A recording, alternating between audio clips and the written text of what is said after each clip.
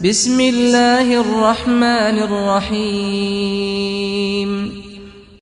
پانی اور نماز دونوں ایک جیسے ہیں۔ پانی محتاج نہیں پینے والوں کا اور نماز محتاج نہیں پڑھنے والوں کی، دونوں کے لیے پیاس ضروری ہے۔ نماز ہر اس انسان کے لیے تحفہ ہے جو اللہ سے محبت کرتا ہے۔ جو نماز نہیں پڑھتا سکون کا مطلب نہیں جانتا۔ اگر تم کو نماز پڑھنے سے سکون نہیں ملتا تو تم سکون سے نماز پڑھو۔ نبی صلی اللہ علیہ وسلم نے فرمایا، جو شخص 2 ٹھنڈی نماز فجر و عصر پڑھتا ہے وہ جنت میں جائے گا۔ جس نے صبح کی نماز ادا کی وہ اللہ کے ذمے میں آ گیا۔ فجر کی 2 سنتیں دنیا اور جو کچھ اس دنیا میں ہے ان سب سے بہتر ہے۔ مجھے جنت سے زیادہ نماز عزیز ہے کیونکہ جنت میری رضا ہے اور نماز میرے اللہ کی رضا ہے۔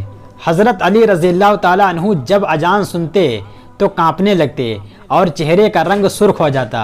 کسی نے بہت پوچھا تو بتایا، اتنی بڑی ہستی کا بلاوا آیا ہے، نہ جانے میں حق ادا کر پاؤں گا بھی یا نہیں۔ مسلمان اور نماز میں سستی، یہ دونوں باتیں کبھی جمع نہیں ہو سکتی۔ ہزاروں سوچیں الجھاتی ہیں مجھے اور ایک سجدہ سلجھا دیتا ہے سب۔ اگر نماز کے وقت طواف کعبہ رک سکتا ہے تو میرا کاروبار کیوں نہیں؟ نماز محبت سمجھ کر ادا کرو گے تو وہ تمہیں دوسری نماز کے لیے خود ہی کھڑا کر دے گا۔ صبر اور نماز سے مدد لیا کرو، بے شک اللہ صبر کرنے والوں کے ساتھ ہے۔ اللہ تو قریب ہوتا ہے، دور تو ہم چلے جاتے ہیں۔ تہجد ہر اس شخص کے لیے تحفہ ہے جو اللہ سے محبت کرتا ہے۔ نماز فجر رحمت برکات چہرے کا نور ہے، بے شک نماز نیند سے بہتر ہے۔ تو آؤ کامیابی کی طرف، آؤ نماز کی طرف۔ جو صبح سویرے نماز فجر کے لیے گیا وہ ایمان کا جھنڈا لے کر گیا۔ نماز شیطان کی شکست اور مومن کی جیت ہے۔ نماز ایسے پڑھو کہ تم سے زیادہ کوئی گنہگار نہیں، بے شک اللہ سے زیادہ کوئی مہربان نہیں۔ تمہارا تہجد پڑھنا تمہارے اللہ سے عشق کا ثبوت ہے۔ صبح سویرے اخبار کی جگہ قرآن کا مطالعہ کریں تو واضح ہوتا ہے کہ اصل خبر اخبار میں نہیں قرآن پاک میں ہے۔ جو مغرب کی نماز جان بوجھ کر چھوڑتا ہے اس کو اس کی اولاد سے کبھی کوئی نفع نہیں پہنچے گا۔ جو عشاء کی نماز جان بوجھ کر چھوڑے گا اسے کبھی راحت کی نیند نصیب نہیں ہوگی۔ جب وضو کرو جوان کی طرح تیزی کے ساتھ، جب نماز پڑھو تو بوڑھوں کی طرح آرام کے ساتھ، جب دعا مانگو تو بچوں کی طرح، بچے دل سے دعا مانگتے ہیں۔ کل اگر فرصت نہ ملی تو کیا کرو گے؟ اتنی مہلت نہ ملی تو کیا کرو گے؟ روز کہتے ہیں کل پڑھیں گے نماز، کل اگر آنکھ نہ کھلی تو کیا کرو گے؟ جو شخص فجر کی نماز جان بوجھ کر چھوڑ دیتا ہے اللہ تعالیٰ اس کے چہرے کا نور نکال دیتا ہے۔ جو ظہر کی نماز جان بوجھ کر چھوڑ دیتا ہے اس کے رزق سے برکت ہٹا دی جاتی ہے۔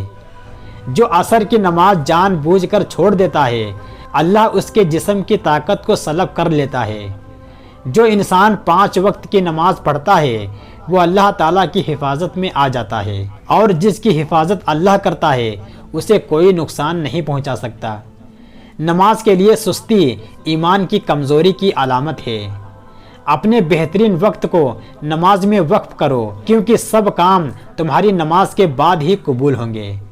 ایسی عورت جو اپنے خاوند کو ناراض کر لیتی ہے جب تک اس کو راضی نہیں کر لیتی تب تک اس کی نماز قبول نہیں ہوتی۔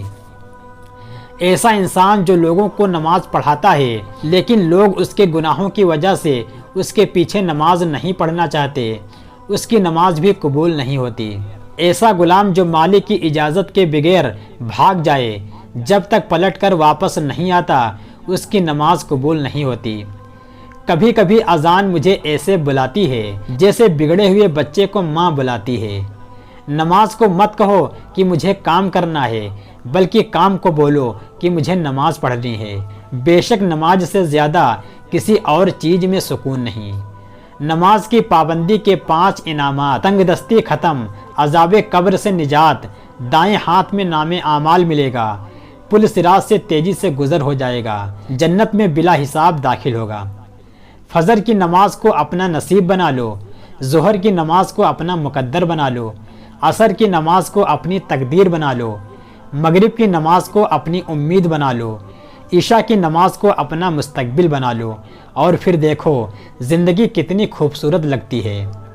جسم کی تندرستی نماز میں ہے، دل کی طاقت قرآن پاک کی تلاوت میں ہے، دماغ کی قوت ذکر الہی میں ہے، اور روح کی راحت درود شریف میں ہے۔ مصروف زندگی ایک وقت کی نماز کو بھی مشکل بنا دیتی ہے، اور 5 وقت کی نماز مصروف زندگی کو بھی آسان بنا دیتی ہے۔ مجھے معلوم ہے اسے کیسے منانا، بس تہجد اور کچھ آنسو۔ قرآن پڑھتے ہوئے ایسا لگتا ہے کہ جیسے وہ دلاسا دے رہا ہو کہ میں ہوں نا تمہارے ساتھ۔ حضرت علی رضی اللہ تعالیٰ عنہ کا فرمان ہے، نماز کے لیے سستی ایمان کی کمزوری کی علامت ہے۔